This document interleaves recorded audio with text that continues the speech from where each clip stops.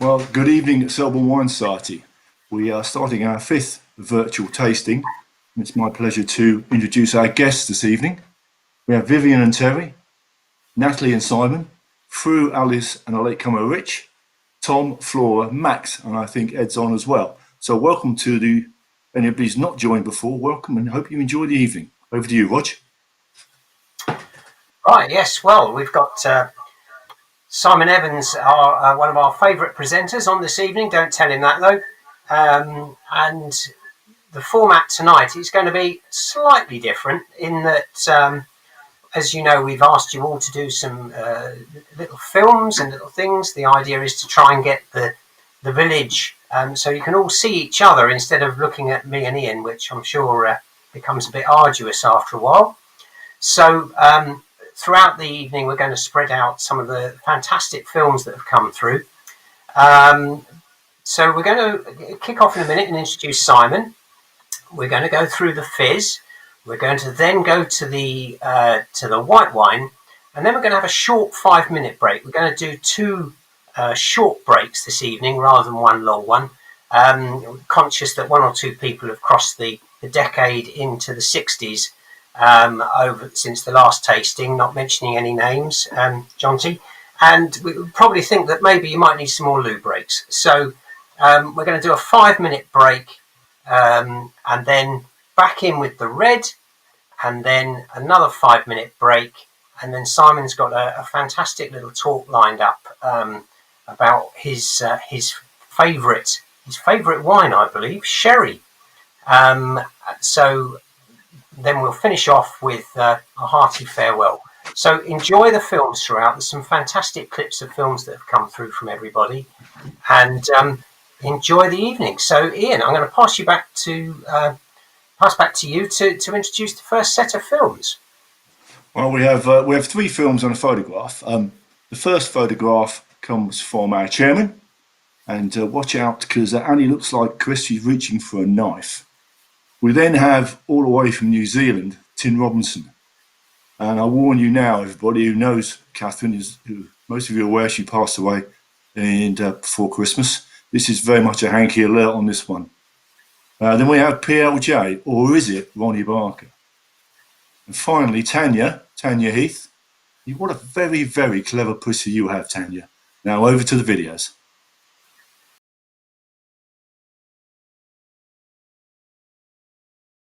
Merry Christmas, Selborne, from down here in New Zealand and from one of your founding members.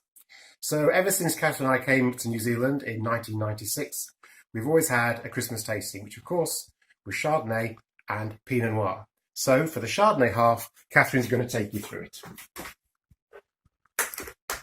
Here's Catherine with a range of Chardonnays. The first two are from Kaharangi and Neudorf, which are in this region. Then we have a Cloudy Bay from Marlborough. And finally, we all recognise three different Chardonnays from Felton Road. So, cheers from Catherine. Enjoy your Chardonnays this Christmas, and we'll be back soon. Good evening, everybody, and welcome from Monica and myself at the Grange, where we are drinking nothing other than, of course, the Grange sparkling wine from Simon Evans at the Naked Grape. So during lockdown, we've had plenty of time to reflect on the Wine Society and some of the great things that we have done over the years. And in particular, looking back to the book that you all very kindly gave me when I retired as secretary, I've been reminded of the Hollywood evening that we had many years ago, which was one of the greatest summer socials I think that we've had. Of course, Hugh Johnson's visit was a real coup for the Wine Society, which was tremendous. But I think what I've missed most this last year have been the Oscars. I think the Oscars night is a tremendous opportunity for everybody to contribute. And of course, I shan't be able to use my speech that I've written, my acceptance speech for the Oscars. But anyway, you asked what the worst cracker joke was we've had this Christmas. And one of my grandsons said to me, we had a cracker joke. Why did the oyster leave the party early? Because he pulled a muscle. Anyway, thank you everybody. Enjoy, if that's the right word, the rest of the lockdown, and I look forward to us all getting back together before too long. Cheers. Welcome to Heather Cottage. Although we received a number of very strange items to drink over Christmas, Albus the cat actually chose for us a Pedro Jimenez sherry and the Luis Canas wine that we've been having for the last 5 years. Absolutely perfect, strange stuff untouched.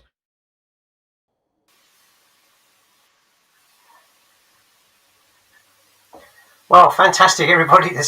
There's more of the same to follow. And yeah, amazing how creative everybody gets. So fantastic. Thank you for that. So as you can see, Ian has morphed into Simon Evans. So I'm going to introduce our speaker now. Before I do, just to let you know, which I should have mentioned before, very important tonight to get involved and give us some feedback on the wines. And Simon is fantastic, a fountain of knowledge. So if you've got any questions about anything to do with wine, especially the wines we're tasting, that would be a good start, then please feel free to let us know. Now, it's a bit different this time. If you're on YouTube, if you look down to the left, there's a little chat box that's popped up. If you put your questions in there, we will pick those up through Simon's tasting. And then also in the sign-up sheet, Ian and my mobile numbers are there. So if you want to text us any questions or WhatsApp, then we will pick them up and pass them on to Simon. Ian will be passing your questions on at the end of the first little bit, and we'll be doing that through the evening. So please, please, please get involved. It does make a huge difference. I know you can see us, but we can't see you, and it does mean that Simon knows there is somebody out there. So, Simon, there's one or two people here who, despite you having presenting to us for 21 years, don't know who you are. So Simon is the owner of the Naked Grape, one of our longest serving speakers, certainly one of our most popular, and 3 shops in Hungerford, Alresford and Four Marks. And the thing I love about Simon's shops is that every wine that's on the shelf, Simon has tasted. If you won't drink it at home, it won't be on the shelf. And what a job that must be. So anyway, Simon, I'm going to pass over to you. Spain, hola, senor. Let's go. Well, thank you ever so much. Thank you, Roger, for that introduction. I had a horrible feeling then that you were going to ask me to do the whole tasting in Spanish, which would be a problem because I can't speak Spanish. But anyway, welcome. Thank you for joining me this evening. Thank you for coming to join me, as it were, through the magic of the internet in my shop here in Alresford in Hampshire. So I'm all alone here this evening. I've got the shop to myself, and all I've got to do is talk to you lovely people about the hidden gems of Spain. So it should be a fantastic evening. We're going to do the fizz and the white first, but before we do that, I'll just give a little breakdown on the things you need in order to enjoy the tasting this evening. So hopefully in your little tasting set, in your delivery, you have your tasting book, your little guideline book. So this is a tasting mat. So you put this down on the table in front of you, and you put the glasses in these corresponding holes as we go along. Now, the reason you do that is because if you leave a little bit of the wine in those glasses as we go throughout the evening, you can go back to the wine and taste it again as it's aerated, as it's opened up in the little breaks that we're going to have. You can taste the wines and enjoy them throughout the evening. I've also drawn you on here a map of Spain, just in case you've forgotten what it looks like. Thought that'd be a bit of fun. So it's Spain this evening. This is your little tasting guide. Hopefully you've opened up the red wine and it's breathing away nicely. The fizz and the white are chilled. And the last little bottle that we're tasting, the 4th wine, is a cheeky little dessert wine, a sherry, a sweet sherry.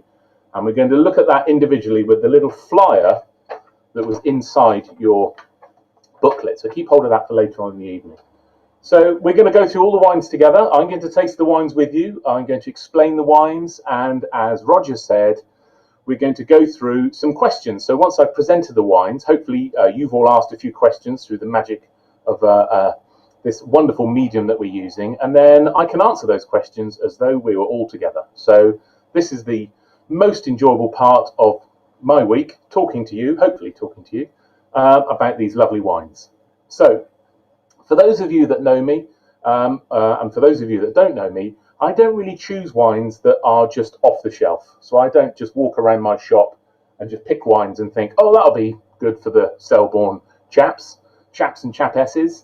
I actually do a reasonable amount of sort of background work. I go through my tasting books and I source the wines specifically for this evening. So only 2 of these wines out of the 4 are actually wines I've stocked before. The other ones I've got in just especially for this evening, just for you. So we shall start with the fizz. Now I've got a lovely fridge behind me full of champagne and things. So if you've got your fizz and you haven't opened it yet, which I'm sure most of you have opened it, let's grab that bottle, let's grab our glasses, and let's start with the first wine.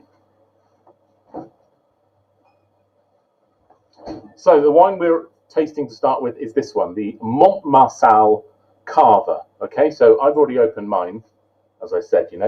You've got to taste it, haven't you? You've got to try it beforehand, of course. You've got to make sure the wine is okay.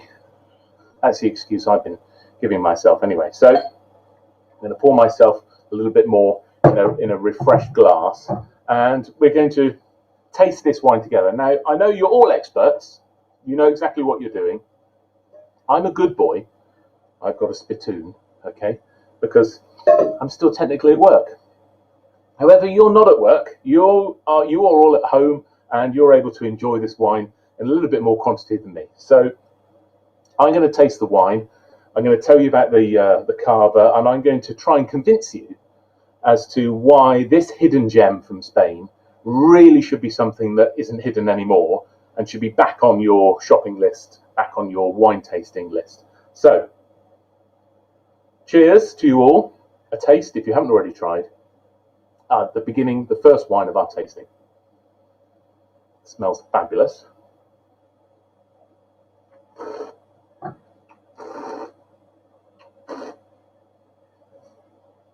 Yum. Oh, so fresh. Nice little bite of acidity in there. Always nice to start with a fizz. Very common in my tastings. Start with some fizz, there's something a bit celebratory about it. So the wine we have here, you're going to recognize the name. Carver, okay, we know Carver. But there's a big story behind wines like this, and they've really fallen out of fashion. So I know you wouldn't think it, but Carver and wines like this are now seen as discovery wines again. They're wines that you're going back to, or maybe your wines that you're discovering for the first time, because you've all started drinking a different type of sparkling wine from over the border in Italy. You've all been drinking Prosecco, and you've been drinking Prosecco in reasonable quantities for about 20 years. And these wines, handmade wines from small producers, have been a little bit forgotten.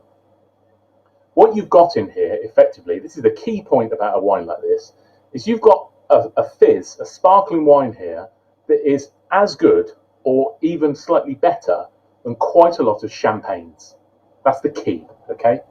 It's to do with the grape varieties used, and it's to do with the process that they use to make this sparkling wine. So the grape varieties add all of the elements and freshness and delicacy that you get in champagne. But key thing, the area where this wine comes from, along that Mediterranean coast around Barcelona in Spain, it's warmer, it's quite tropical. It's much warmer than northern France where champagne comes from.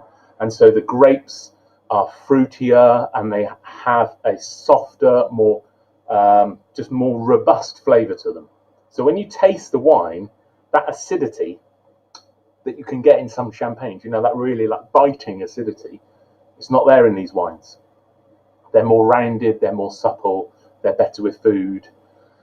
They are really, in my opinion, wines that stand up to and stand above some champagnes. So when we go back to the wine, let's have a little look at it in the glass. Small bubbles. If you just look carefully, just let the wine settle in your glass. There they are. There are those small bubbles rising up. tiny, tiny bubbles. For those of you that remember from the tastings we've done before, small bubbles equals quality. When you pour out a wine like this, a sparkling wine, a champagne, anything like that, if you've got really big, persistent, big bubbles in the glass, that's poor quality, the lower end sparkling wines. When you pour out a wine and it settles down and the bubble inside is so small, just fizzing away gently up through the liquid, small bubble, classy. It means the sparkling wine has also got a bit more age, because the smaller the bubble, the older the wine. And when we look at the label, it says on it, vintage 2017. So this wine is made with grapes picked in sort of October 2017. It goes through the same winemaking process as champagne. This wine became fizzy in this exact bottle that you have in front of you. It was not injected with CO2 in a big tank. They didn't cut any corners. It's not mass produced. It's made in exactly the same way as champagne.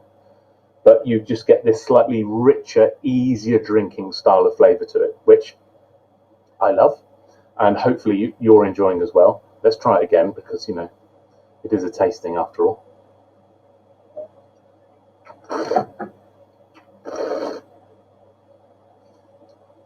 So thinking about it a little bit more this time, there's an immediate flavour on your palate, on your tongue, down the side of your tongue, of the freshness of the palate, the freshness of the acidity down here. There's nothing on the roof of your mouth. The alcohol is seamless. It tastes alcoholic, but it's a lovely flavour. Creamy, really rounded, nothing really on the gums. It's just got that lovely, fruity, lemon meringue. It's a little bit bready, it's a little bit toasty. The fizz itself, the actual fizz on your tongue is just sublime. It's just like a little zzz going on, you can feel it. It's a wine of great quality. Everything about it I love. Hopefully you're enjoying it as well. The producer, Montmarçal, they've been making Cava since 1975. 1975. So these are a young producer.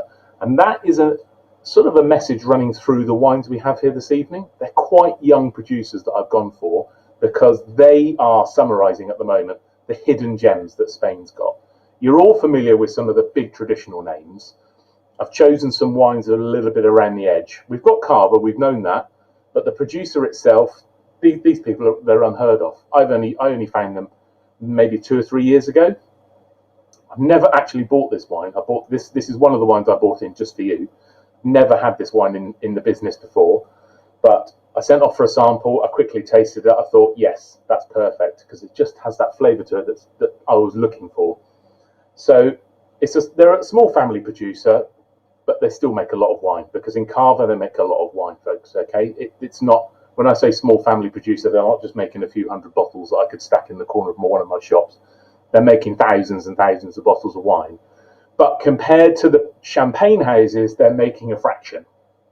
So the quality's there, the flavour's there, and I would hope that you can look at Cava and think, okay, it's not the low-end stuff.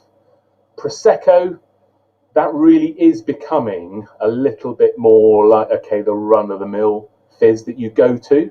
I would like Cava, through a tasting like this, to become something in your mind that you think, okay, that's better than Prosecco. Cava is better than Prosecco, and then you go into Crémence from France, and then maybe Champagne itself, and then we've got English sparkling wine as well. So there's lots of different things going on that you can actually enjoy. But the Cava here we've got, for me, it just has quality. Some of that comes from how old it is. So I did mention the fact we've got a vintage on it. It's 2017, so we sort of realise how old it is. But when you make Cava in this process, in order to get those bubbles that small, you need to leave the wine fermenting for the second time, the second fermentation, where it becomes fizzy. You need to leave it for quite a long time. So we're talking like 15 months, 18 months. That's about the same as champagne producers. This wine in your glass has actually been left to ferment and increase in flavour and increase in elegance for just over 2 years, 26 months. So what you've got is something way more complex than maybe its neighbours. 26 months, you can make a bottle of Prosecco in 30 days. Okay? 30 days you can make a bottle of Prosecco using the injection tank method. Nothing wrong with it, but just to give you an idea of what the different products offer you, the prices involved, and the class of drink that you can enjoy. So that is Mont Marçal. It's the Brut Reserve 2017. It's in your glass. And I shall ask my lovely man Ian if any of you have asked any questions. Hopefully they're wine related. If they're not wine related, I'll try and answer them anyway. But let's go, Ian. I'm just enjoying this fabulous little fizz. Hi, Simon. Yeah, got a few questions coming in. It's interesting you say a question for myself. You say that 1975 is a young producer. Yeah. So how long have they been producing Cava in Spain? 1860s, 1870s, I would say, Ian, something like that. The production, I mean, Cava, everybody, if you're still there, you probably hopefully haven't tuned out. Cava just means cave or cellar. So you can make Cava in lots of different places across Spain, but in this area we're in on that coast in Barcelona is where it's sort of at home. So let's say 1860s, they started making wines like this. And the producers that were there then, Ian, in 1860s, 1870s, they're still going now. So to have someone sort of like come to the game quite a long way in 1975, it's a struggle because all the big producers have already established and all their products are out there. So it can be a bit of a struggle. But this wine just stands out because of its taste, as far as I can sort of explain to you. So it's quite a young producer, having started in the mid-70s. Okay, Simon. Next question would be: Is there any giveaway signs on the label of a Cava that would give you an idea of quality? Yeah, there can be. It doesn't say it on this one, other than the word reserva. Okay, so reserva is the only word on here. It is small on the label, like visually, but it does mean something.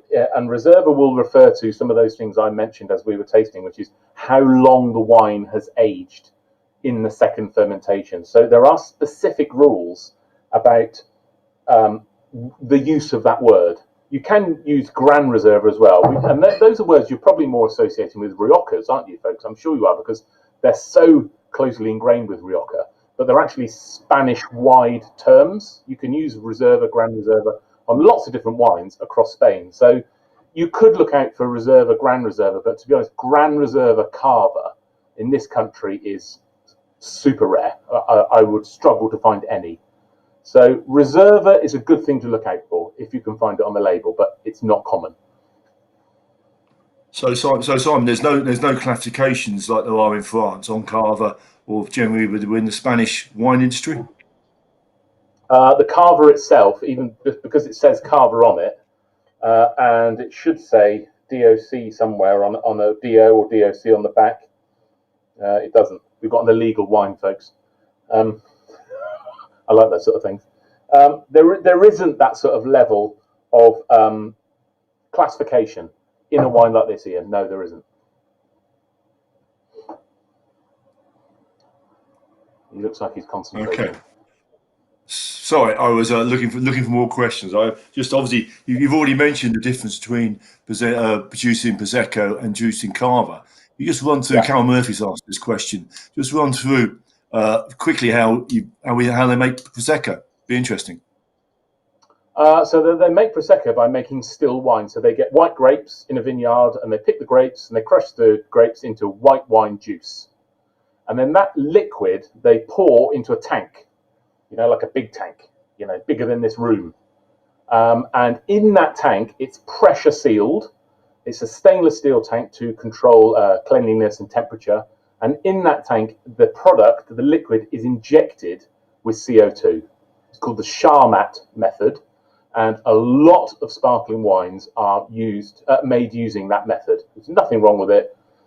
It produces perfectly good sparkling wines, but it does not produce the same level of quality as if you make a wine in the champagne method, or as it says in the very bottom there, método tradicional. That was my sort of Spanish, folks. Right? It's the traditional method, which is the champagne method. You like that, Ian, didn't you? You like that? I did. It's I the did. champagne method, whereby the wine becomes fizzy in this glass bottle in the cellars underground. It takes 9, 15, 18, 24 months for it to become fizzy, not 30 days in a pressurized tank. You get two totally different results, and that's often reflected in flavor and price. Okay, buddy. We're about to move on to our next wine. So just a bit of a fill in while you pour your glasses for the next wine or change your food over. Just to let you And I know, got the wine site, as the wine site as always, is working hard in the background to give you further tastings. We've got a few ideas. If lockdown continues, to a few more virtual tastings. We're trying to link up with Laithwaites, and also I got an idea about how we're going to introduce our next 12 months cycle of tastings that, as you know, we tried to launch in 2020, but still have on the back burner, waiting for launch time. So all that sort of stuff's going on. AGM again will be on the virtual, be by virtual, obviously, and hopefully I've filled enough time. We can perhaps go back in and start on our next white. Thank you, Simon. Ian, I've had an idea. Why don't we just do the Naked Grape and Selborne Wine Society every month for 12 months? What do you reckon? Let's just do Mate, that. I wouldn't have any objections to that. I'd have no objections to that whatsoever, Simon. In fact, I we might can move start, in there. we can start with champagne. Yeah, we do a champagne one. Yeah. Then we do gin. Yeah, I'm just working my way around the shop. Then Yeah. we could do then Bordeaux. Then we could do Bordeaux. Yeah. Then We could do perhaps maybe, loiter. We could loiter at Bordeaux for a while, Simon. we could loiter at Bordeaux. Good place to loiter. We could do that, a bit of craft lager. Imported ale. Anyway, just a little idea. Just not bad, not bad. Okay, folks, I hope you've had time just to refresh and move on, because we're stepping on to our next wine, the white, although it's in a brown glass bottle. This is our white. This is Blausaal. Now, this is funky looking stuff, isn't it? There are seagulls on the label. No seagulls were harmed during the making of this wine, okay? Just wanted to clear that up. This is, let's pour this out, because this is a very memorable wine for me. This is a wine that I actually stock in the shop. For those of you that remember some of my wild and memorable stories from the past, I met this chap, and he was so relaxed, everybody. He was almost horizontal. I was at a wine tasting at the Saatchi Gallery, okay? It's Sloane Square, very posh, I know. Some years ago now, maybe 2 years ago, maybe 3 years ago, I can't quite remember which one it was. And there was a massive tasting, 5 floors of wine tasting, full up, thousands of bottles of wine in this place.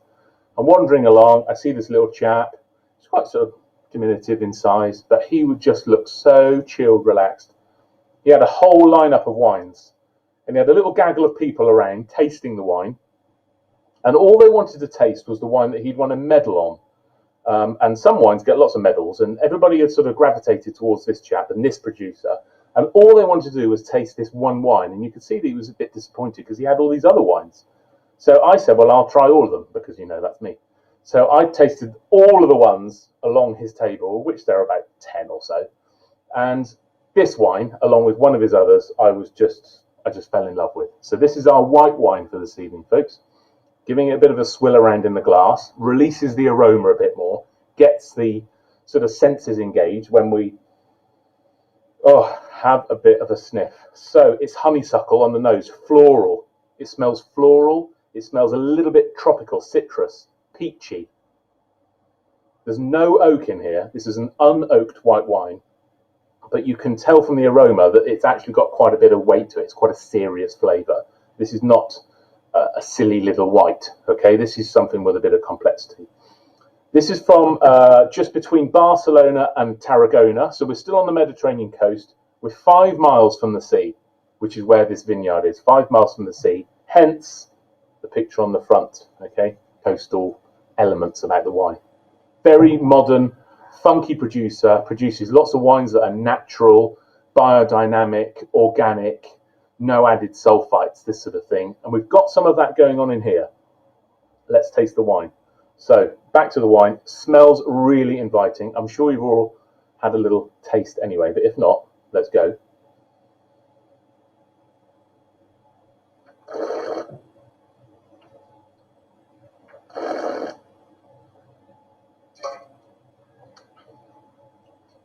Oh, is that not such a nice flavour? It just tastes lovely. If you handed that to me blind and you didn't tell me what it was, I would say that was Chablis Premier Cru. Maybe a really nice high-end, it's got that waxiness to it, so maybe an Albarino, maybe a really full-on Chenin Blanc, but it's not. It's made with two grape varieties, which as far as I remember are written on the label on the side. You're probably not familiar with either of them. That's fine. That's what this area and that's what Hidden Gems from Spain is all about. The first grape variety is that one there, Xarel·lo. The second one is Macabeo. So Macabeo is sometimes known as Viura, which is the white grape they use to make white Rioja. So if there's something reminiscent in this wine and you're thinking, oh, that's familiar, I've had that before, it might be that you've drunk some white Rioja or you like white Rioja, and there's an element of this in this wine. So it's Xarel·lo Macabeo blend, 60-40, no oak, as I say, but it's got that richness to it. It's quite creamy again. There's a yeastiness. So gentle. Actually touches all those little delicate flavours. Actually touches all the parts of your palate as you taste the wine. It's inviting. Makes me want to go back and try it again because I love the aroma as well. A little bit like Viognier as well. There's a tiny little sort of prickle of some sort of just slightly oily, waxy. There's just a little hint going on in there when you smell it. Lots of different flavours, lots of complexity in a white wine. This sort of white wine, you could decant it. Okay, if you could ever have another dinner party, we will be able to do that again, folks. But if you could have a dinner party, this is a sort of white wine that would stand you pouring it out in a decanter and really letting it breathe and aerate as you enjoyed the wine with the meal. Really great flavour and a very memorable producer. And that's what quite a lot of things in the wine trade are about. They're about memories, they're about producers, they're about personal connections. And that's what I got from this chap, because I think he quite liked the fact that I tasted all of his wines. And as I was tasting the wines, I was smiling because I was just enjoying them and he could see that I was enjoying them. And that's a really nice thing to do when you're searching for wines like this. So this was a wine that I thought immediately came to my mind. When Selborne said to me, Hidden Gems from Spain, I'm thinking Blausel, white. It does have that look about it from a label point of view that it might be a bit weird because, you know, you've got seagulls and it's all a bit like, okay, there's no words on the front that actually give you any indication as to what it is. So it's never going to be a supermarket wine, is it? Because what is it? It just says Blausel. So, which roughly translates, I asked him, this means cold blue sky. So he's referring again to the Mediterranean influence in this wine. So you've got Xarel·lo and Macabeo making up the blend. This sort of wine really stands out. The producer itself, they make, I did have some of their like natural wine, and natural wine, basically, it makes itself. The yeast, the natural yeast that's on the skin of the grape, they just leave that to just ferment with the juice, with the skins, and they make very, very pure wines. No added sulfites, no interventions, nothing like this. The wine you've got in front of you ticks some of those boxes, as I mentioned. So it's totally organic, this wine. It's also vegan friendly.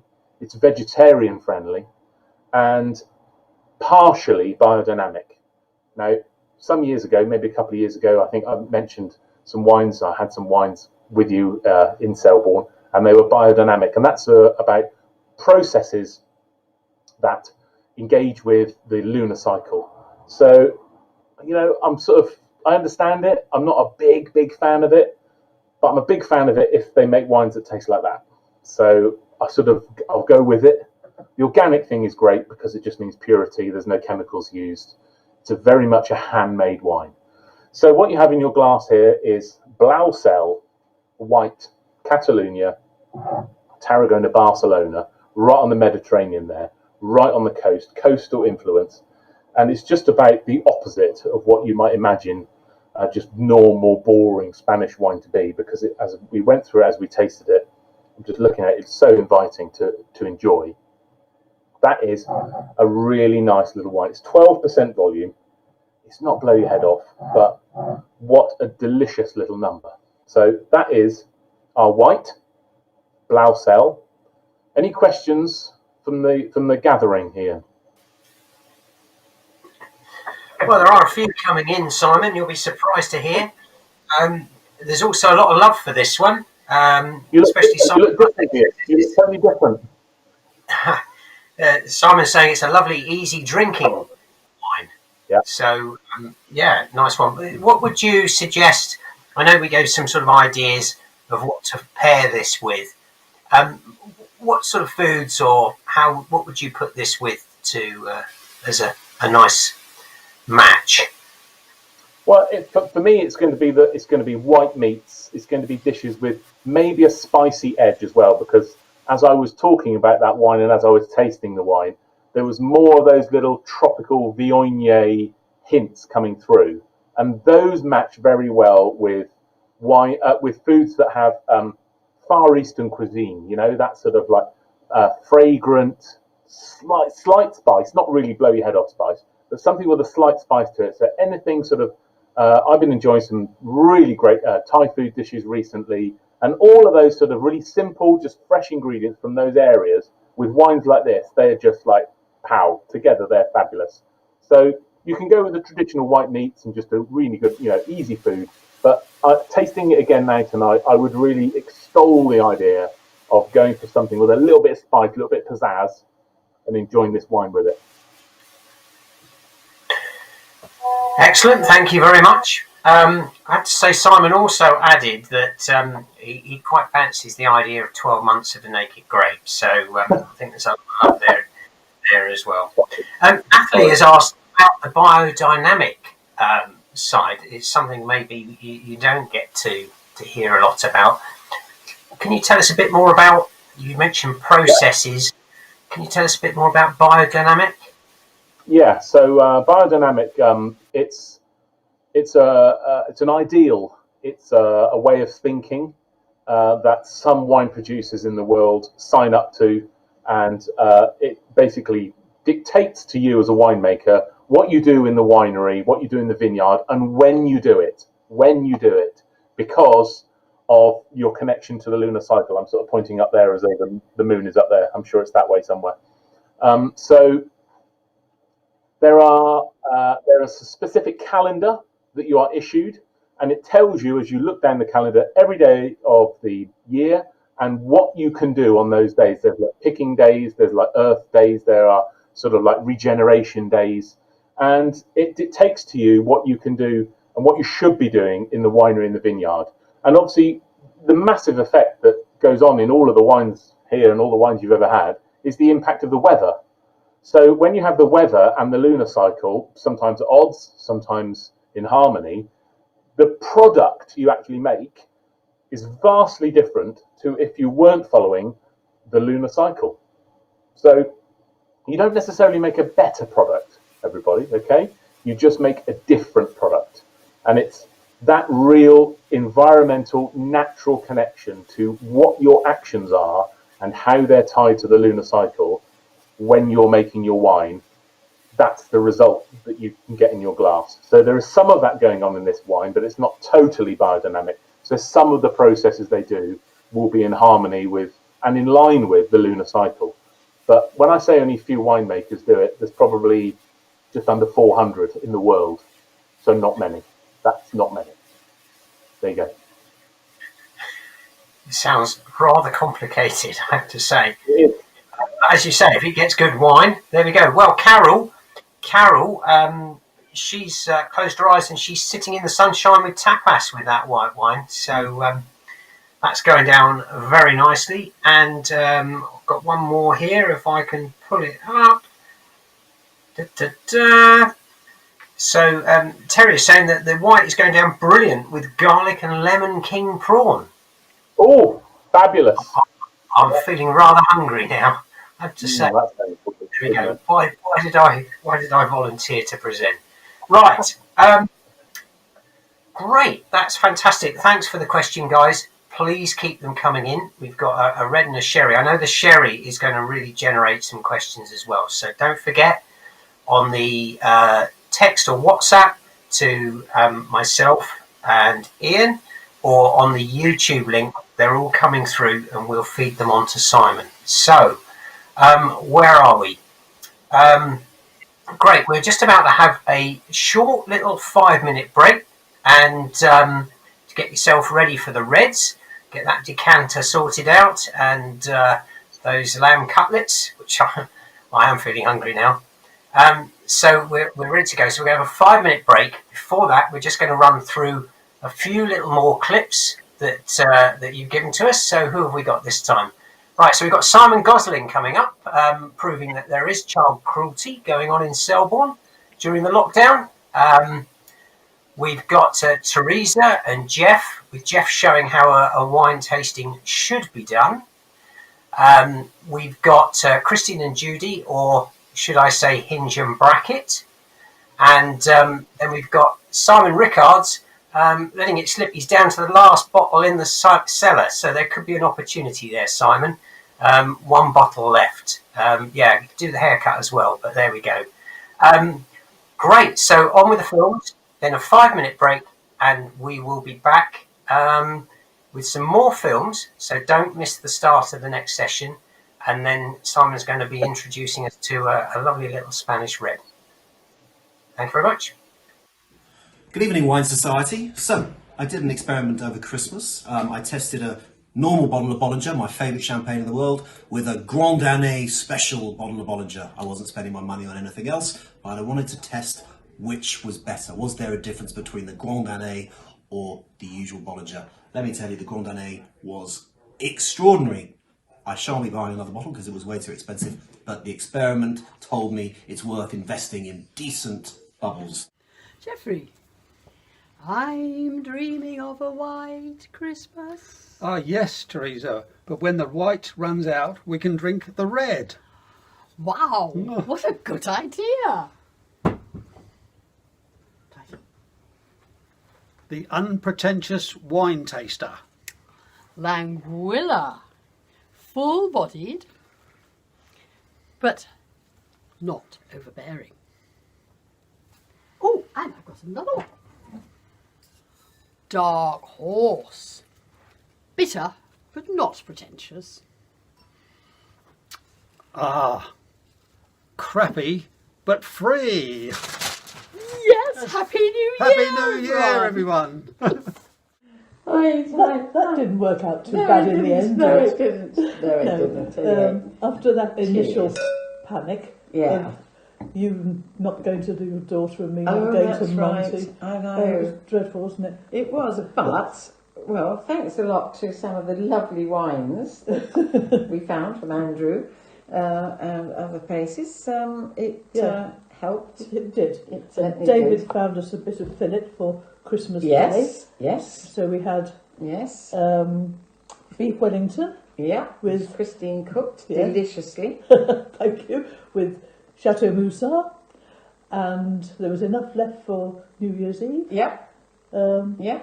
So we had Tornado Rossini with Madeira sauce, and I think we finished the bottle of We did. Madeira afterwards. We did. Well, we had to have something with our pudding. Yes. Anyway, Happy New Year to everybody. Yeah. Happy New Year to everyone. Let's have a lovely wine society. First wine society evening Cheers. of 21. Hello, Selborne Wine Society. Happy New Year. I hope you're all well. So, it's early January, it's cold, it's wet, we're in lockdown, I really need a haircut. And to top it all off, Mrs. Rickards has decided that the Rickards household is going sober until the Wine Society night. So as a result, we are really looking forward to tonight, and we are going to drink whatever we can get our hands on, which is going to be great. One thing I am going to hopefully open is this, Frangie, which is something that we had on our first ever Selborne Wine Society night. It was delicious, really nice, and I can't wait to drink it. It's the last one we've got. See you later. Bye-bye.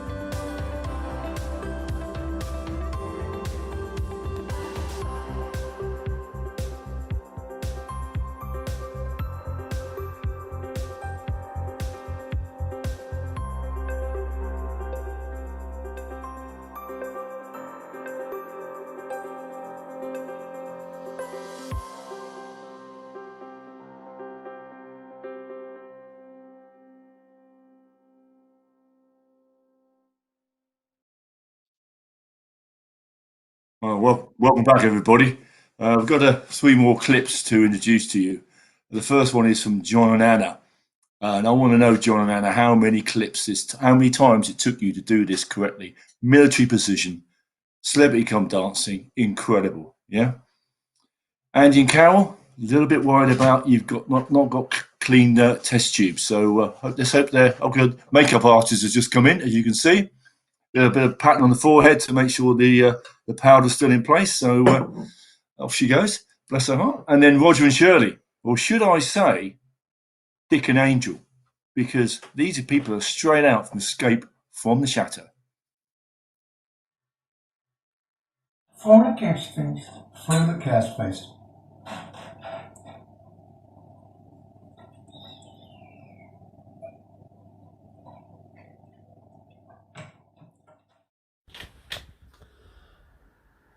So this is one of our more interesting Christmas presents this year we got from a friend.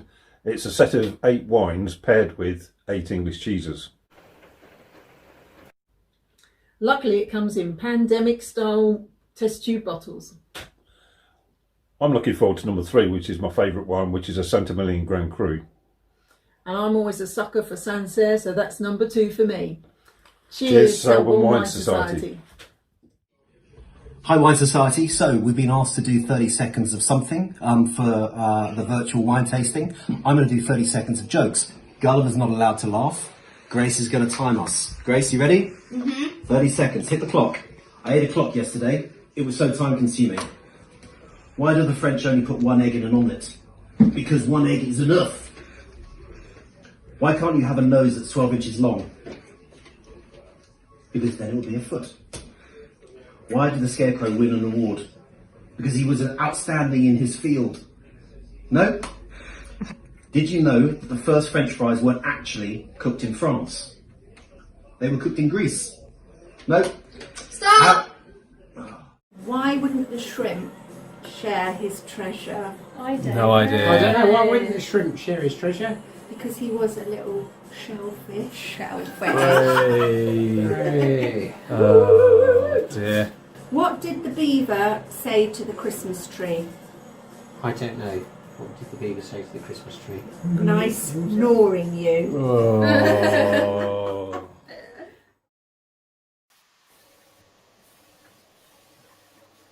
Yes, and the rest of the day didn't get any better either. So there we go. Fantastic. Well done, everybody. Welcome back. And wow, I have to say, of all the wines, I'm looking forward to this one. I've held off. So there we go. So Simon, a lovely red, and over to you. Thank you, folks. Welcome back. We've done 2 wines. We've got 2 more. Now, it's red time. A few years ago, I can't remember when it is, but a certain Mr. Ian O'Donnell at a Selborne Wine Society tasting was rather remiss about one of my decanters that I was using because of its shape. Now, he said it was it reminded him of something medicinal, something you might use for some sort of test in the doctor's surgery. So I tell you what, bought some new decanters, everybody. Okay, look at that. So I wrote in the little flyer thing on the front, do you remember? Please open your red wine and decant it if you can. I put mine in this little beautiful item here. You're all thinking he spent a lot of money on that. I didn't really, I got them from IKEA. But it's rather nice, isn't it? So I will pour out our red, and I hope you are doing the same. So, decanting a wine. Why are we putting the wine in a decanter? Why are we putting red wine in the decanter? You all know, but I'll remind you anyway, it's to increase the flavour. Red wine has got lots and lots of flavour packed into it, packed tightly into that bottle, and the best way to enjoy and get most of the flavour out of your red wine is in a decanter. Let the wine breathe, react with the oxygen in the room that you're in, and it will reward you with more aroma on the nose and more flavour on the palate. So let's dive straight in. I'm looking at the colour. Nice, Just lean that wine away from you very gently. Don't pour it all over the place, but just lean it very gently away from you so you can just see the wine just getting thinner in the glass there. Nice, quite purple rim, shows that signs that the wine has got a bit of youth to it. Really nicely graduated in colour. So it looks inviting, I suppose, is what I'm saying. I'm swilling it around still. Let's have a smell. It smells like cherries. It smells like fresh Morello cherries. It has a little bit of a spicy clove, maybe a touch of that on the nose as well. I can get alcohol up into my senses, up into my nose there. So there's a little bit of alcohol coming off this wine as well.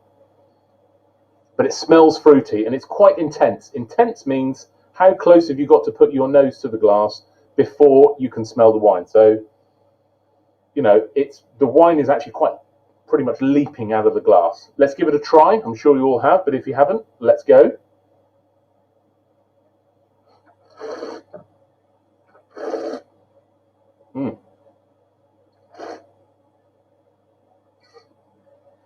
Wow, there is a texture in there. You know, like the liquid, the texture of the liquid. I've got tannins immediately on my gums. That's that dryness. But there's a low down fruit as well. There's a punch of very fresh red fruit right at the beginning when you taste the wine. Immediate flavour, immediate power, and it's going on. Long length. In fact, it's rising. I've got like a warmth. I can feel the tingle on the roof of my mouth. That's the alcohol. How alcoholic is it? It's only 13.5%. But there's quite a strong, intense, there's a perfume, spicy, herb sort of flavour going on in here. Lots of flavour, lots of fruit. It's still rising on my palate. I can still taste it very clearly. That is quite a mouthful, is it not? Okay, so what is it? What have we got here? Well, we've got a wine from pretty much one of the most boring wine regions in the world, everybody. I'm sorry to tell you that. But on the back it says La Mancha. La Mancha. Huge area in the middle of Spain. Madrid is reasonably nearby. It's red hot. It's it's quite high, so big altitude. And you've got a hugely one-dimensional wine growing area, really. La Mancha is responsible for some of the bad historic wines that have come from the centre of this area, from, you know, back in your memory when you had some really rough white and red wine. It came from this wine region. So why am I showing you this wine? Why would I do that? Well, it's because this producer, who's been going since about 2005, so another young producer, they have taken a small area on one of the high ground areas in La Mancha, and they are doing the exact opposite. They have flipped the coin. They're not making mass-produced, dull, very cheap wine. They are making white and red wine that is hand-picked, very special production, unusual grape varieties, unusual blends, and they are doing everything as pure and as natural as they can. Some of that information is clear to you on all of that detail on the back label. It's got a Demeter stamp on it. That is the official biodynamic stamp. If you've got that, they're ticking all the boxes. They're doing everything. It's vegan friendly, it's fully organic, it's fully vegetarian friendly, it's everything. This wine is ticking all of those. They're almost doing it on purpose, you know, pure, natural wine, no chemicals, no added sulfites. They're just really going for it. It says night harvested on the back. I always think sometimes if they pick the grapes at night, that's why the wine is dark in colour. But no, that's just one of those wine trade jokes. It's because of the altitude. I've mentioned it a couple of times. The vineyard area is about 800 metres up, which is about as high as the peaks in the Lake District. So if any of you have ever been to the Lake District and wandered around on some of those beautiful hilltops, imagine walking to one of the top of those hills and finding a vineyard. That is the actual altitude that this vineyard is at, 800 metres. And what you get is lovely, warm, sunny days, and then in the nighttime, very cool. and then the sun comes up and we get all that lovely heat again, and then overnight, very cool. So you get this yo-yoing effect throughout the whole growing season. So the vines are like switched on and then switched off, and then switched on and then switched off. And what you get is this build up. The vines build up intensity and flavor and power because they're sort of strenuously working through this yo-yoing of the climate. Very important to why this wine tastes like it does. Partially because I've got my lovely decanter as well. That's why it tastes like it does. But then I'll get one for you, Ian. Don't worry. This is a blend. It's Tempranillo, that big old Spanish red grape. You all know it. It is the main red grape that makes the wines of Rioja. Tempranillo. That's 70% of the blend. Here, Petit Verdot. You may know that grape variety. It's a little bit more unusual. It makes up some of the wines. It takes up part of the blend of the wines in Bordeaux that I mentioned earlier on, but only really a small percent. They put in 5%, 8%, because it has a big impact when you put it into your wine. There's 30% of this wine is Petit Verdot, and that's why when you go back to the wine, it has that long, drawn-out, perfumed flavour. It's the Petit Verdot just stretching out across your palate. Quite a gutsy move to put that much Petit Verdot in your wine, because sometimes it can be so overpowering as to make the wine really not that enjoyable.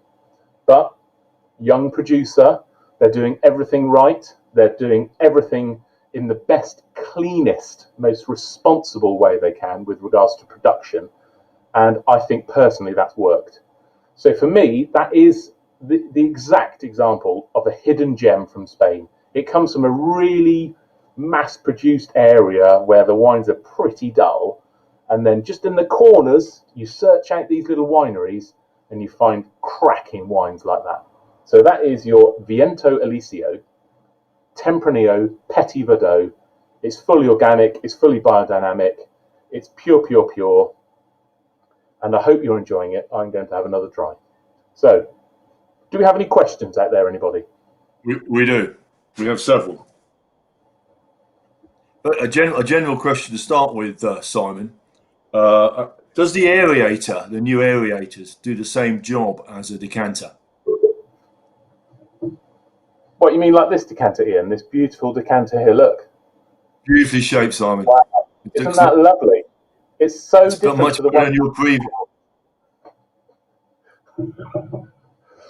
I just remember when I bought those, Ian, you didn't like those carafes I had, did you? Do you remember? They were like a funny shape. I'm looking at you now thinking he didn't like those. When I used that particularly, I thought, I love that. Anyway, we're talking about yes. Are we talking about the things that sort of go in the top of the bottle, folks? Is that what you're talking about? These sort of mechanism things? No, we're talking about where you would put it over your glass and pour it through an aerator to go into your glass. I believe that's what we're talking about. And it sort of swirls down into the glass. Is that what we're talking? It's sort of a swirl thing. That's okay. Yeah. It's going to help. It's going to help. There's no doubt about it. But to be perfectly honest with you, I've tried maybe 2 or 3 variations of those sort of gizmo-y things that you can put either in the neck of the bottle and it affects the wine, or you can put it over your glass and it swirls around as it goes in. But over the however many years I've been doing this, a decanter is the ultimate way for the wine to just react. Look at the surface area that's got. Look how wide that is across there. The wine is, in my mind, I'm a simpleton really. A good decanter, a good wine. That's it. That's all you need. How's that? People are getting pepper on the taste. Are you getting a bit of pepper there, Simon? I've got pepper. There's no question of it. It's that. So I mentioned clove. You know, spice, pepper. But there's no oak in here, everybody. It is unoaked. So all of that flavour is coming from the grapes and not the impact of oak barrels. Great wine. Another question from Andy Roberts. Obviously, he's done a bit of research on the vineyard, and they moved obviously into winemaking. Obviously, if you know the family, is there a story behind this? I think, as far as I remember, I have met the family a couple of times. It's two sisters and a brother.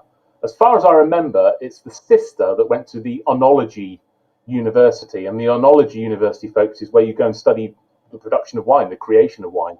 And I think it was her that did the nagging, as far as I remember, and the pushing.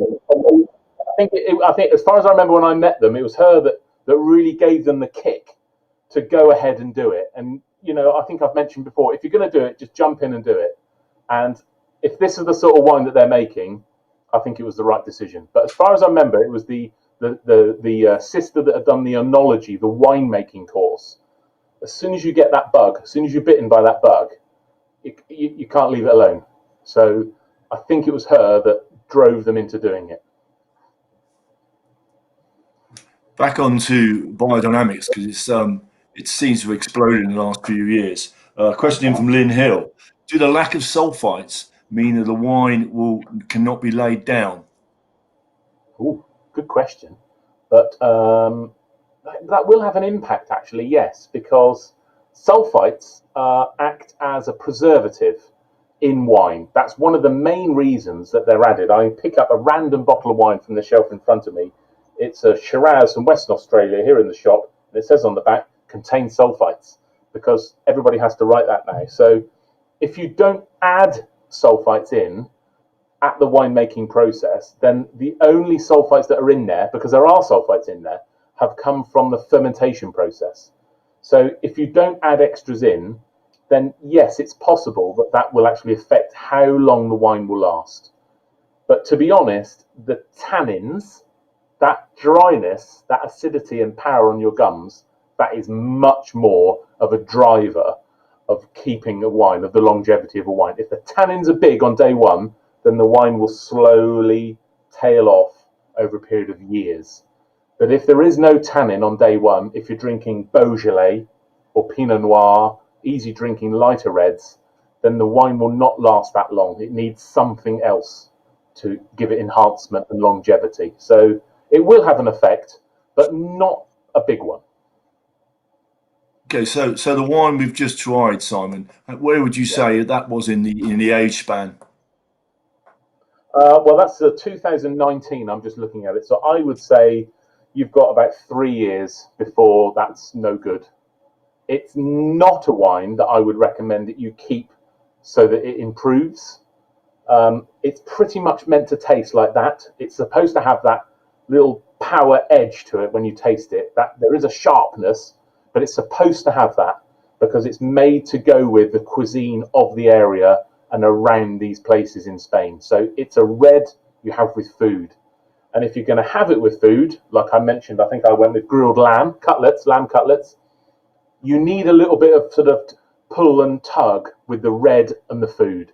And that acidity is what keeps that going. So when you have this with some food, it just knits together perfectly. So I would say another 3 years, you could keep it. It will change.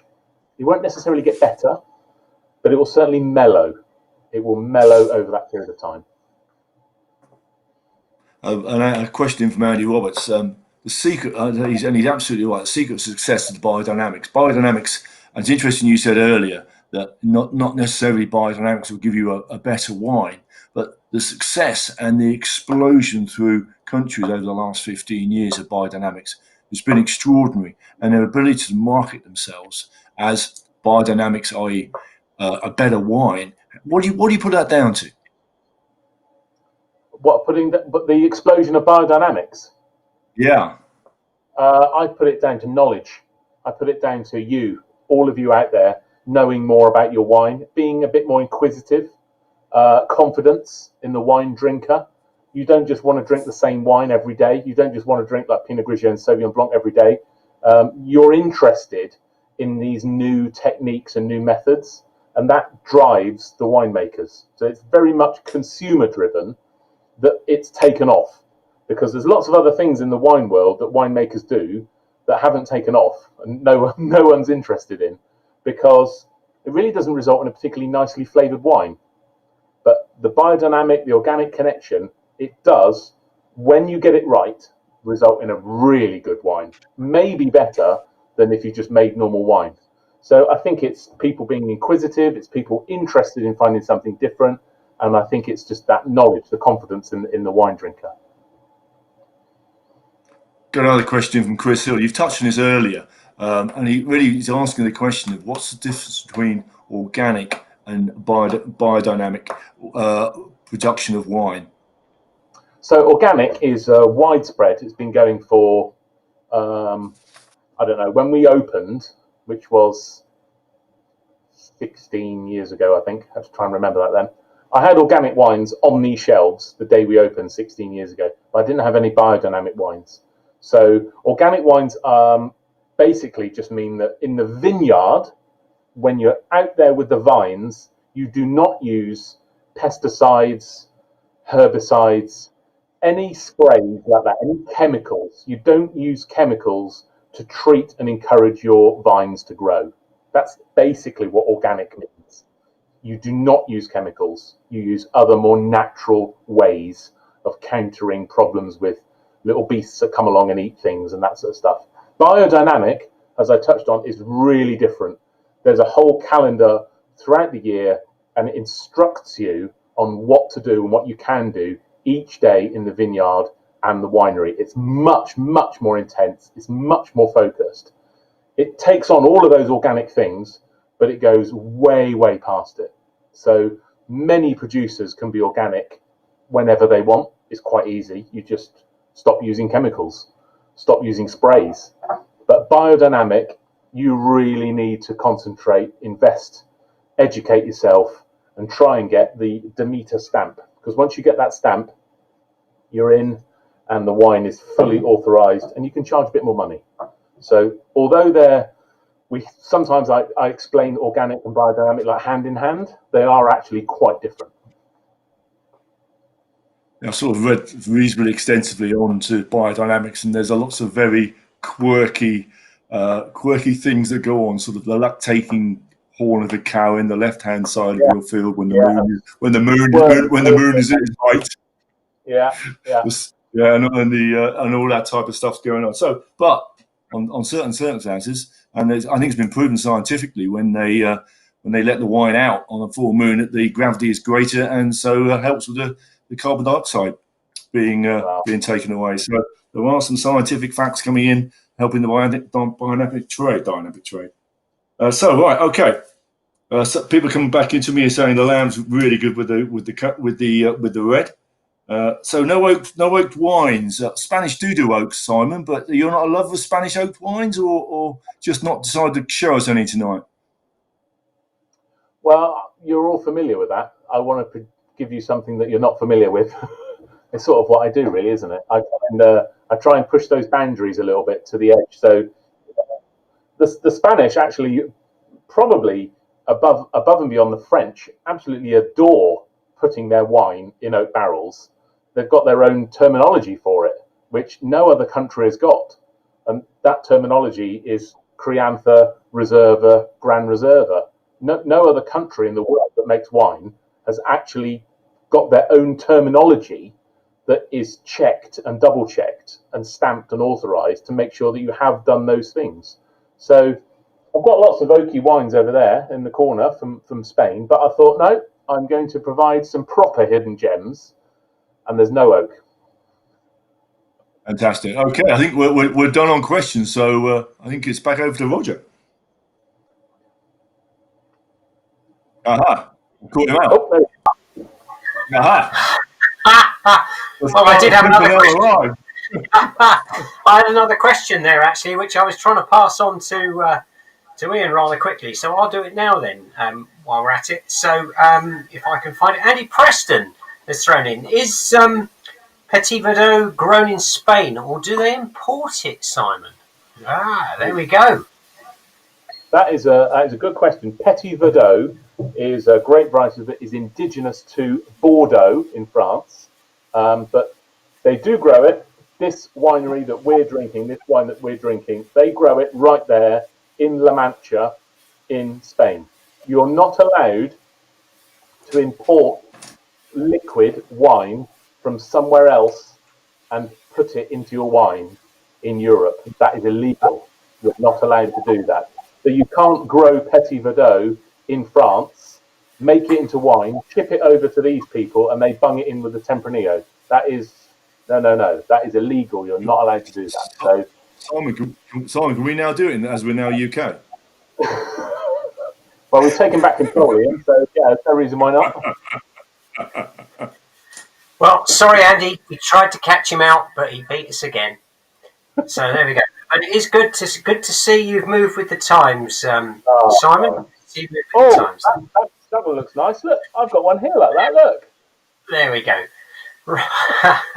Right. So we're into our fourth set of film clips, and then we're going to have another short 5-minute break. And then it's back to Simon. We're going to be talking about sherry, which I have to say actually started out of a Wine Society committee Zoom call when somebody said, well, what's all this sherry stuff about? And we didn't know. So we thought, we know the man to ask. And we're about to find out. However, before that, well, we're going to have the 3 R's are now going to come up on the film clip. We've got Ron Roberts, who is Selborne's answer to Joe Wicks. And then we've got the rest of his family, the Despicable Roberts. And that's followed up with Tim. Ian, I'm sorry, I held this one back for you. You're going to love it. Tim is promoting crackers that are going to sell so well in Selborne next year.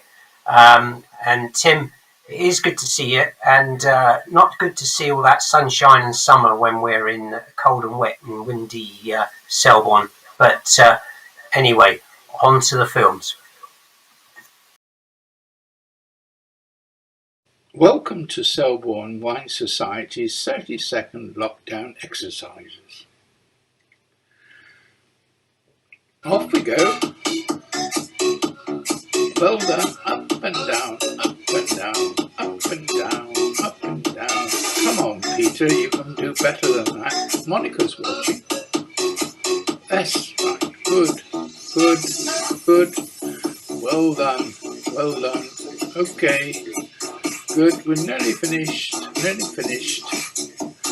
Oh, down, down, down. Oh, that's excellent. Well done. Well done. Good. Finish. There, see how productive you've been.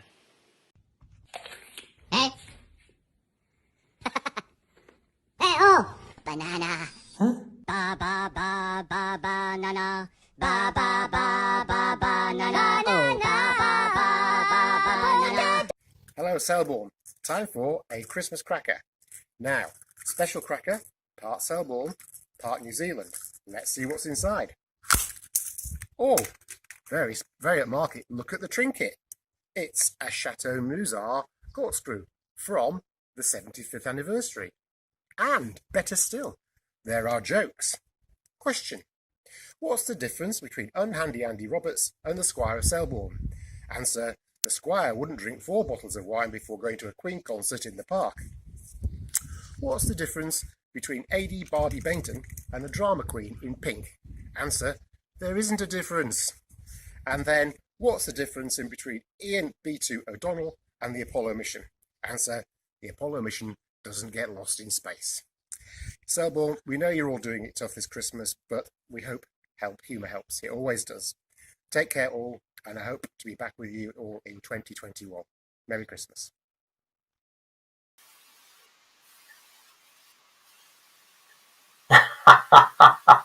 It's A.D. Bainton in drag.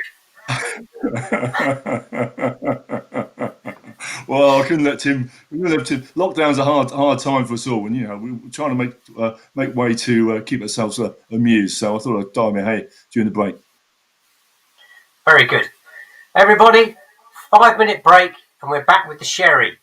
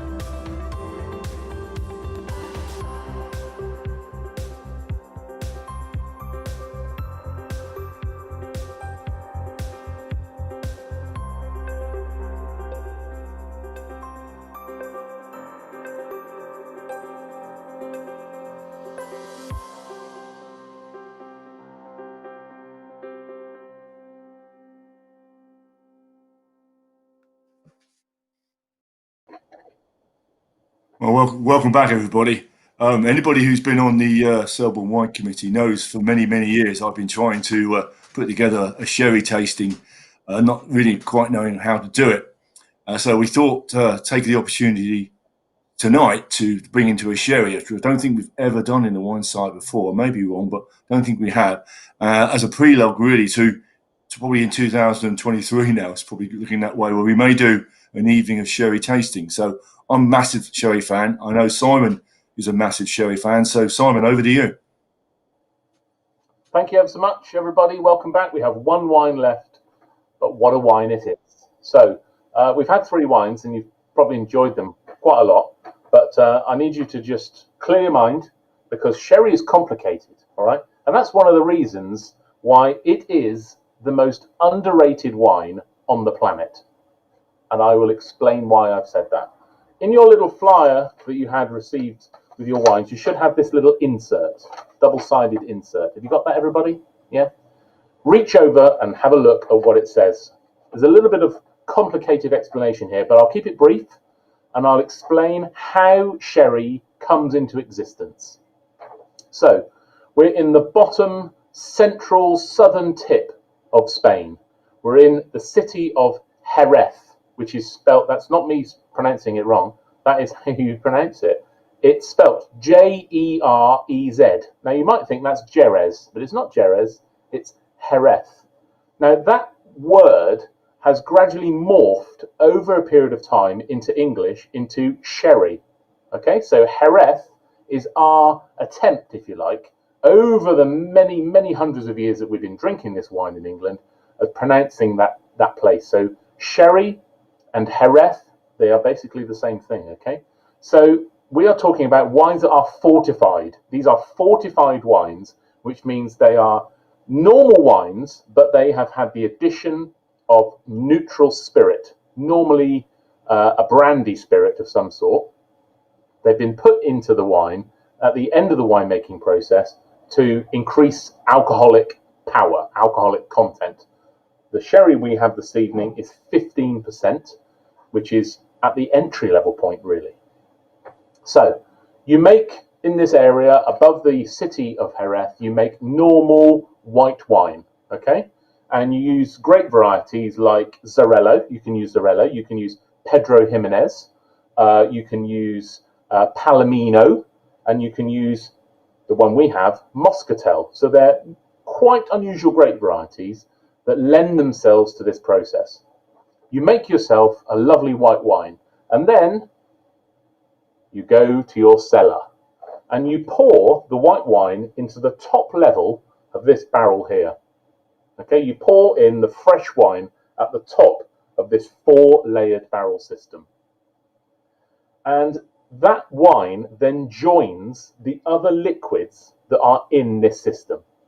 And over a period of a year or 2 years or 3 years or 4 years or 5 years, or as long as you want, you gradually draw off wine from one barrel to another until you get to the bottom, which is called the solera, that bottom one where you actually draw the liquid off, put it in a bottle. That's where the sherry, the finished product, comes out. But what you get when you draw that liquid out from this huge mixing, revolving system is a liquid that is far more complex than what you put in. And that's because none of these barrels ever actually empty. They just get topped up again and again and again, and you draw a bit off and then you top it up, and you draw a bit off and you top it up. So these barrels are effectively just a huge mixture of sherries from different years and different grape varieties. Some of the liquids in barrels like this will have been in the barrel system, the Solera system, for about 100 years. So the wine in your glass isn't just from one harvest or 1 year. It is a multi-mixture, a multi-blend of many, many, many different wines. And the liquid takes on tiny elements of each one as it's drawn through this barrel system, the Solera system. This system is only used to make sherry. It is not used anywhere else in the world. It is unique to sherry production. So on the other side of your bit of paper, that's how sherry's made, okay? That's how sherry's made. It's an oaked, vastly complex, massively multi-layered wine that's got brandy spirit in it. Just to give you an idea of the volumes we're talking about, this is just a photograph from one producer. They're a big estate, but nonetheless. There are 38 rows in this picture, and each row has got 4 cryoderas lined up there, going off to the left and the right, in this barrel room in Jerez in Spain. There are 40 barrels on each row, so once you do a little bit of maths, there's roughly 12,000 barrels of sherry in this room. In each barrel, there are 300 bottles of wine, just normal standard bottles of wine. So this producer is currently creating just about 3.6 million bottles of sherry. How about that? Production levels are really high, but the quality is just maintained all the time because of this that's going on. This continual blending, young wine becoming older, richer, darker, nuttier, more complex. You draw it off the bottom, you've got something way, way more powerful and glorious than what you put in at the top. That is the product, and just a little idea as to what's happening in this place in Jerez in Spain. So I've explained that there is no other winemaking process in any wine anywhere that is as complicated and is as fascinating as this, which is why I said sherry is the most underrated wine on the planet. Your normal bottle of sherry that you might pay a few pounds for has been through this wonderful, enhancing, just magnificent system, and it costs you just a few pounds. If it was a wine, it would be 50 to 80 pounds, wouldn't it? To go through that system. The price of the product and the quality are just at odds. So, should we taste? Is that all right, everybody? Are we ready to taste? Yes. I've poured it in my glass. You're looking for this little bottle, everybody, if you haven't already found it and started drinking it, which is absolutely fine with me. This is Miramar Moscatel. Now, this is actually a sherry that we buy from quite a large producer, and this is one of their little funky modern labels that they've made up in order to put their wine in something a bit different. It is the opposite of a traditional, old-fashioned sherry, as you can see, because it's got a very modern, different-looking label. I don't really mind about the label, that's fine. I'm interested in the liquid inside. A quick look on the back tells us it's 15% volume. Let's pop the bottle down. Let's pick the glass up. Look at the colour.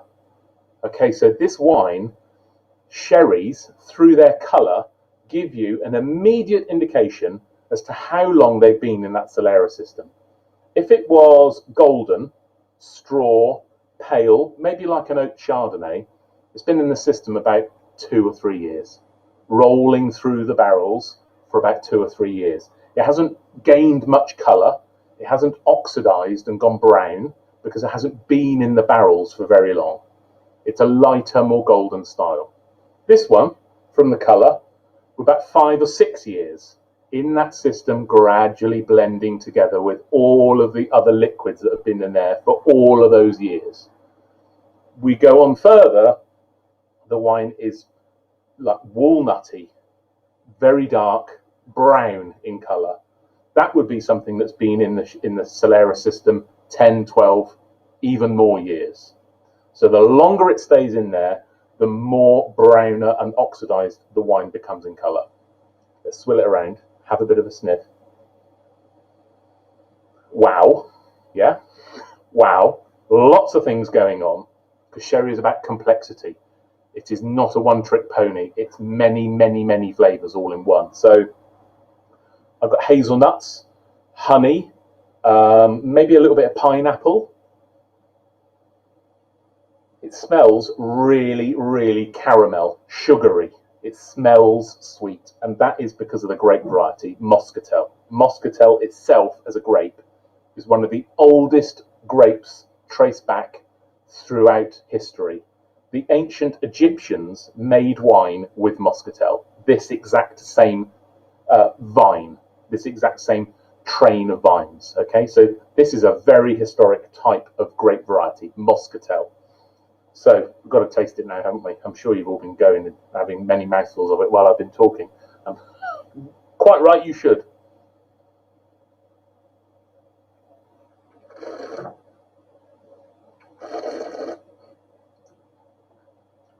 Too good to spit that out, yeah? Oh, burnt sugar, like caramel again. And there's a warmth of alcohol that just rises up like a wave across your palate. But it's not harsh. It's creamy, it's rounded, it's super silky. Wonderful nutty texture to it again. There's a woodiness that comes through now. That's that oak, all the time in those oak barrels. And it has that cherry flavour, that unique fizz of warmth, that sort of wide mouth-filling flavour. And that unique flavour is these barrels. As the wine oxidizes, as it gradually goes brown, as it seeps through, the wine seeps through the grain in the oak, you get this unique, it's a sort of it's a bit vegetal. It can be a little bit, you know, sort of maybe like a bit of an earthy texture to it. But when you match it with the sweetness of the grape variety, the alcohol, you just get this warm wave of flavour. And it makes you want to drink it again, which I'm going to do.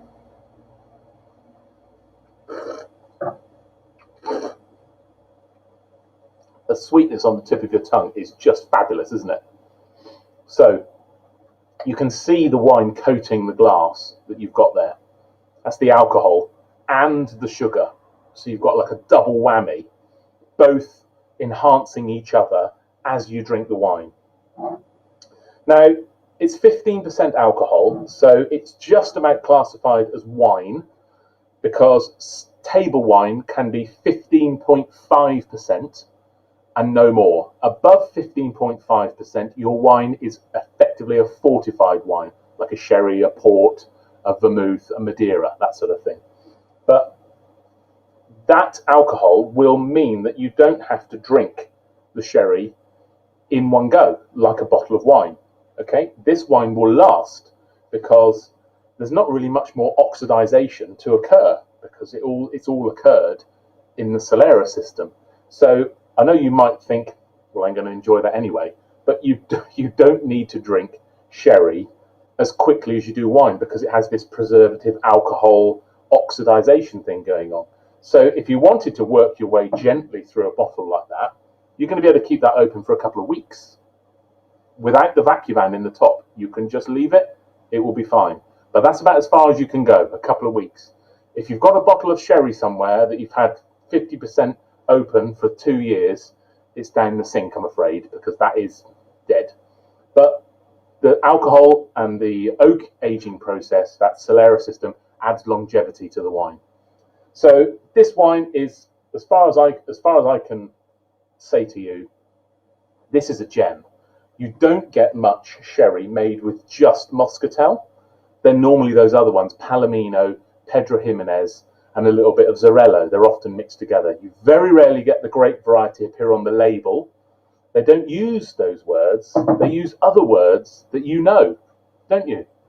Fino, Amontillado, Oloroso, cream, pale cream, like Harvey's Bristol cream, for example. So sherry has its own descriptives to describe whether the wine is dry, medium, or sweet. And that would be Fino, Amontillado, cream.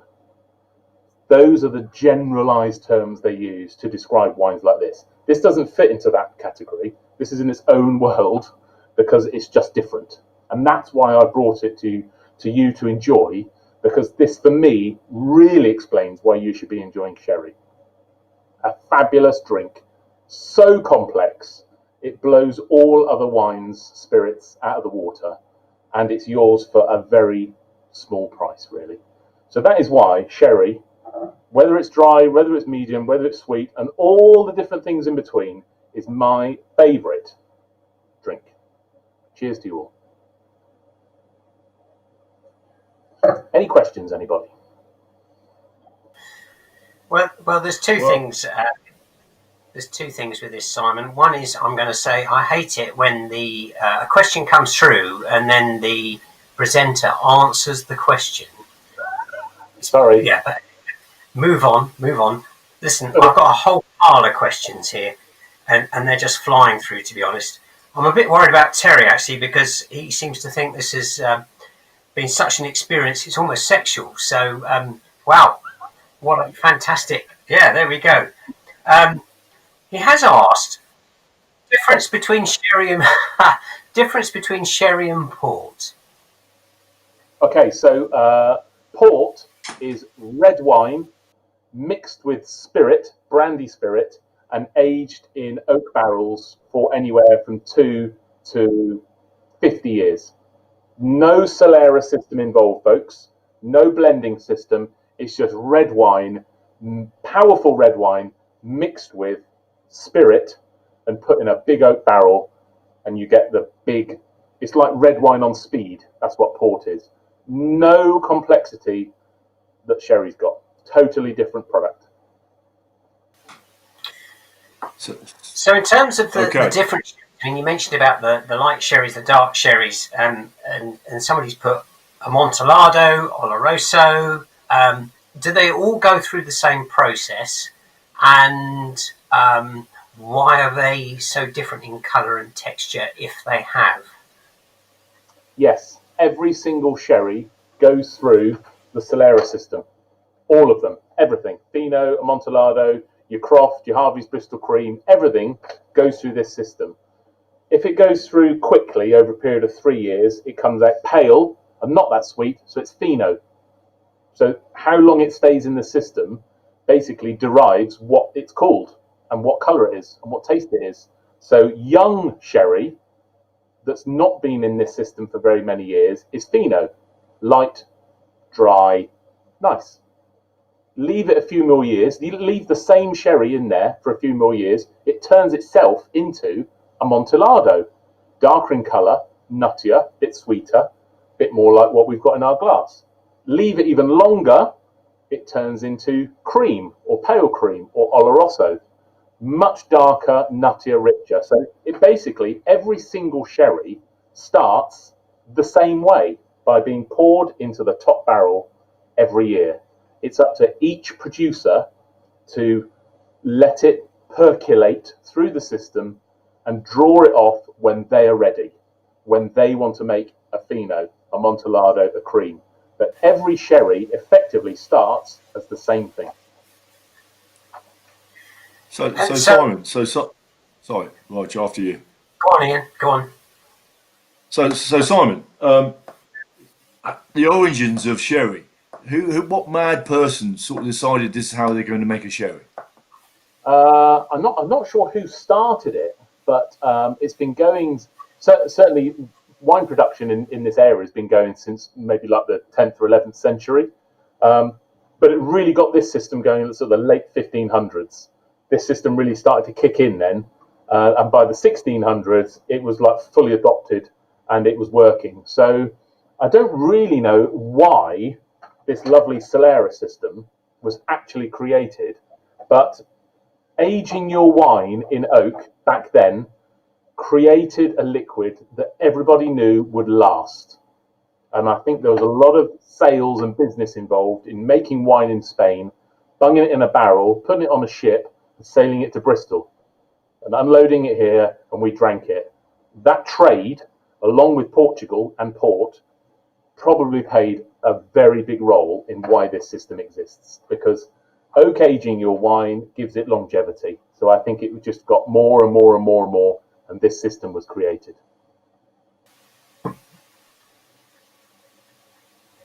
Ian, you've got some more there, I think. Yeah, I've got loads.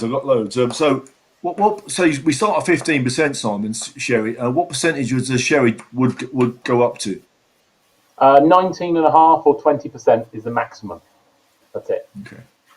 And what would happen, Simon, if you shortcut this process? A question for my daughter. Say you took wine out earlier than the bottom stage barrel, or wouldn't you do that? You could do that, but you would sort of shoot yourself in the foot, really, because you wouldn't have got the full benefit of mixing the young wine with all of those other liquids that have been in there.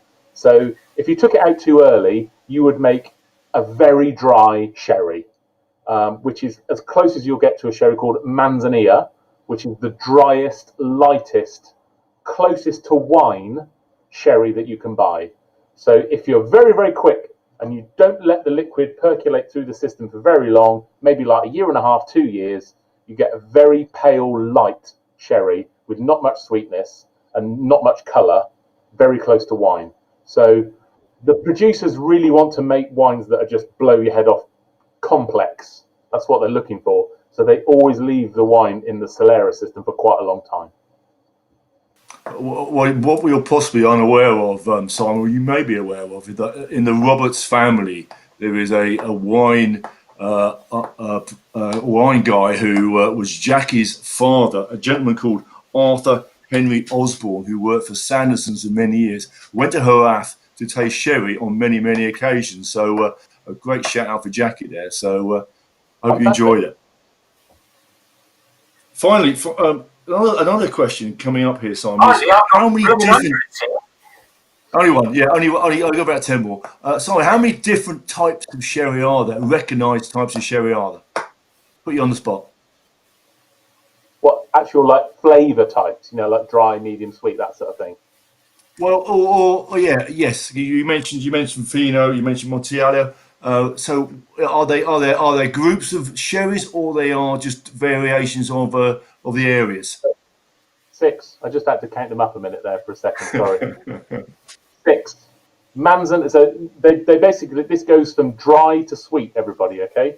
Manzanilla, Fino, Amontillado, Oloroso, pale cream, cream. That's it. 6.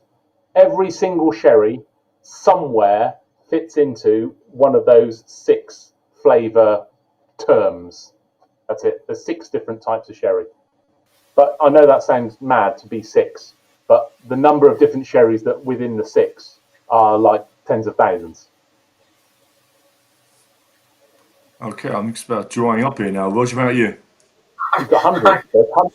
Struggling to keep up, to be honest. Right, Simon, different sherries. So, how do the Spanish, do they use them for different things, or the Fino against everything else? Where would they use them to, what would they pair them with? When would they drink them? That kind of approach. Well, when we go on one of our road trips, everybody, we'll have to go to one of our sherry places, one of our sherry bars, somewhere across Spain, because they have equivalents of our pubs where you just go in and they've got sherries, like all the bottles you can see behind me, and they're all sherries, just different types of sherry. So they drink different styles of sherry with different foods. So it's a big connection with some of the seafoods around the coastal areas, with the drier Manzanilla Fino styles, and then you have some of the different cured meats, the chorizos, and all those different things you can have with the richer, nuttier, browner styles of sherry. So the Spanish absolutely love sherry, and they pretty much think of it as a daily thing that you can drink, because you can just have a little, it's so intense in flavour, it's not about consuming big volumes, it's about consuming little bits like that, because the flavour goes on forever. I can still taste this sherry. You must be able to still taste it, everybody. It's still on your palate. Very long flavour. So the Spanish drink it with lots of different foods. I don't know whether they do it at different times of year and that sort of stuff. Probably, but it's very much a food match for them. It's a food match, very important. What's next? Okay. Oh, hello.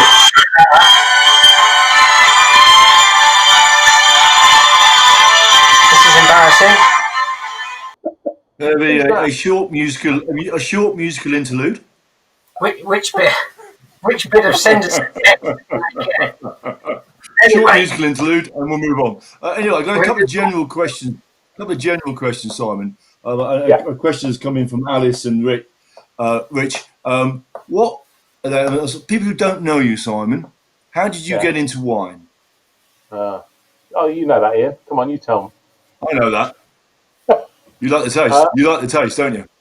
Many years ago, I was working for Sainsbury's when I was a teenager, and I was in the produce, veg, that sort of stuff. And they moved me to the wine area, which was at the other side of the supermarket.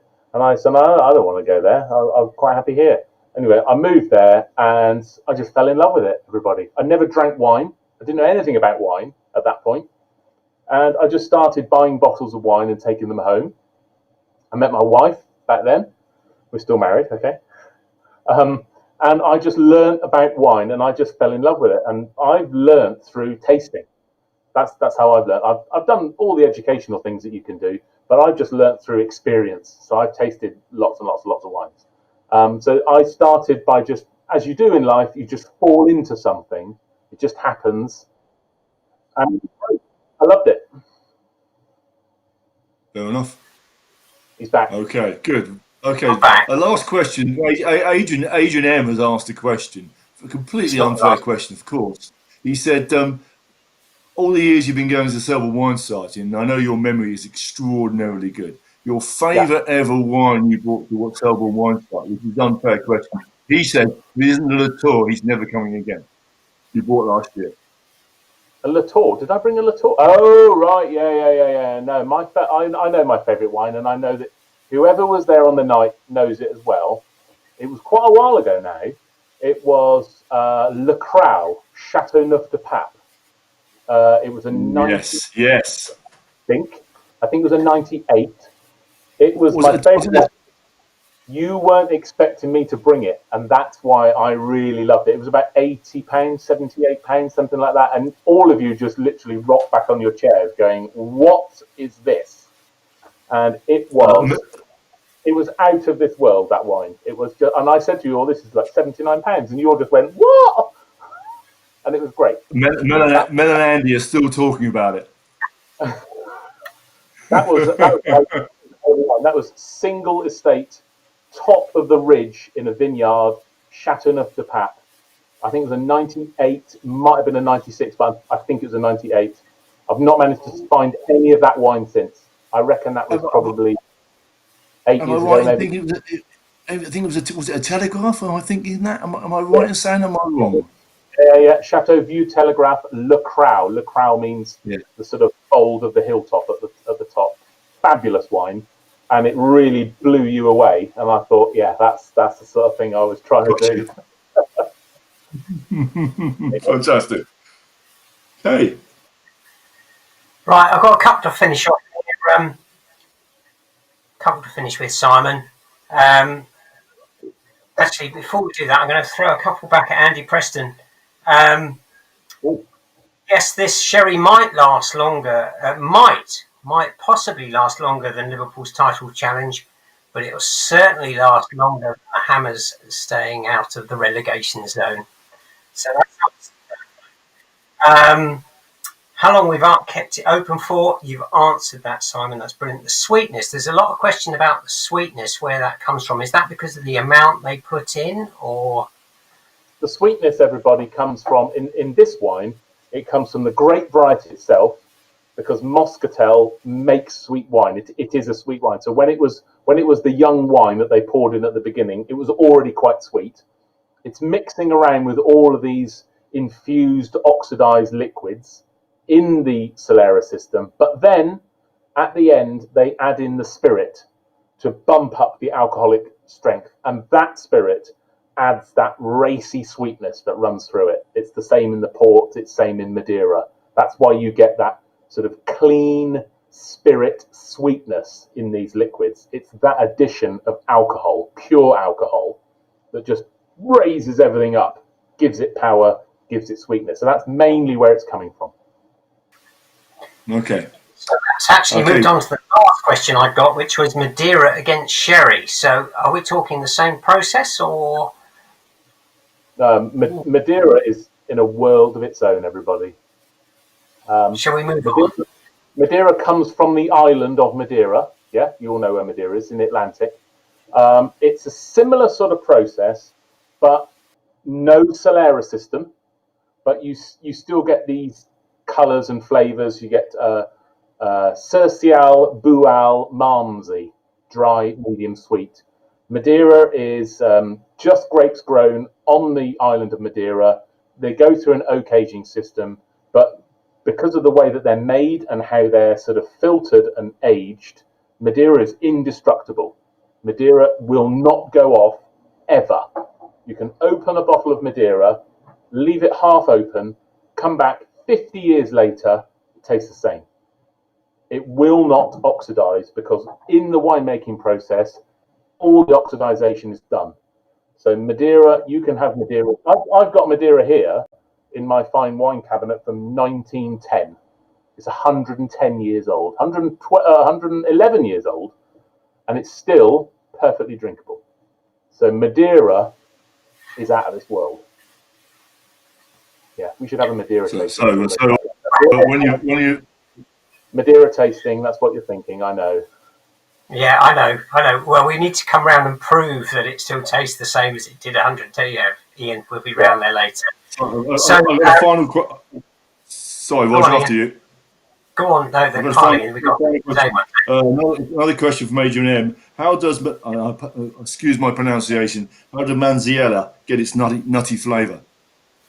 The nuttiness just comes from the oxidization. So the liquid goes into those oak barrels, and when it's in the oak barrel, part of the freshness seeps out through the grain in the oak. That's why they use oak, because the grain in the oak is the best for that. And that basically creates an oxidized type flavor. One of the characteristics of that when you taste the wine is like a nuttiness. So that's where the flavor comes from the barrel and the aging process. There you go. Well, I'm going to finish up on the last comment to come through is from Karina. Karina, no, Ian and I are not growing the same beards, but thank you for saying we're both great looking. Move on, Rog. Move on. So where are we? There we go. Simon, fantastic tasting again. That sherry. There was one problem with presenting, and that is the bottle's in the other room, and I'm not going to get a sniff of it. So I'm going to finish with one last comment, which is from Ali, which says, "Why is it not so popular?" There we go. A retailer's dream. Yeah.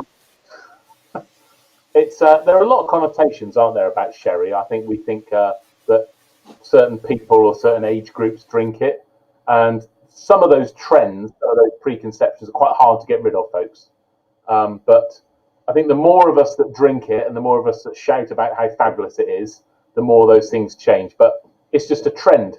It's just a trend and the way things are perceived in one of the drinks in the wine world. It's just how it is. So it's a shame. But the more of us that discuss it like this and we discover these wines and we think, yeah, I'm going to drink sherry, no problem, the more the message will get out there. So that's your task for the rest of the weekend, is to go and educate people online as much as you can about sherry. I think we'll do that. Simon, that's been a fantastic tasting. Do you want to do a wash up on where you are and how things are going and pass over to you? I'm going to give you a quick summary, folks. It's going to be no more than a minute because I'm speedy, all right? So you might not be able to remember, but do you remember we started with some fizz? It was this one. Quality Carver, okay? Really quality Carver. Go back to Carver, discover Carver, drink it. Blausel, Zorello, Macabeo, really elegant, modern, fabulous, like a Chablis Premier Cru, but nothing like the price. The red, really good quality, young producer, biodynamic, organic, pure, really good example of modern Spanish winemaking. And sherry, okay? Moscatel, beautiful, complex, just so enticing. Those are the four wines we've had this evening. They were your choices from me for the hidden gems of Spain. I'm going to do my quick sales bit before we finish up. If you all remember, I like to give you a bit of discount. All right, hold on a second. All of the wines that we have here are on my website. I'm offering 15% off, no purchase minimum. You can buy one bottle if you like. I'll still deliver it to you. If you type in, when you buy the wine, at the bottom of your little checkout, SWS15, it will give you a 15% discount off the prices online this evening, because I love you and I very much like talking to you, and your support and sales of my lovely wines are always appreciated. So that lasts to the end of the month. You don't need to do it tonight. I've put the little voucher online. It will run to the end of this month. So that's my sales bit done. Back to you, and thank you for listening, and I hope you enjoyed the wines, everybody. I think it's the Pope Catholic is the line there.